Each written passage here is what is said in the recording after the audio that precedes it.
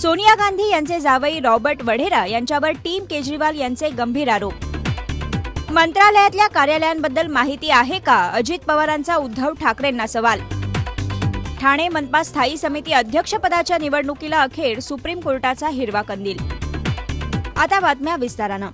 Team केजरीवालनं Sonia Gandhi यांचे जावई Robert Vadhera यांच्यावर गंभीर आरोप केले आहेत। रॉबर्ट वढेरा यांनी DLF कडून 7 फ्लॅट्स 5 कोटीत विकत घेतले आहेत। वढेरा यांनी 50 लाखात 300 कोटी लाखांची प्रॉपर्टी घेतली आहे। शिवाय DLFनं वढेरा यांना बिनव्याजी कर्ज दिलंय। तसंच वढेरांनी DLF विकत घेतल्याचा आरोपही केजरीवाल यांनी केलाय। मंत्रालयातल्या कुठल्या मजल्यावर कोणतं ऑफिस आहे याची माहिती उद्धव ठाकरे यांना आहे का? अशा शब्दात अजित पवार यांनी उद्धव ठाकरे यांना उत्तर दिलं। ज्यांना मंत्रालय माहीत नाही त्यांनी उचलली जीभ लावली टाळ्याला असं वागू नये असा सल्लाही त्यांनी दिला। ठाणे मनपा स्थायी समिती अध्यक्षपदाच्या निवडणुकीला अखेर सुप्रीम कोर्टानं हिरवा कंदील दाखवलाय।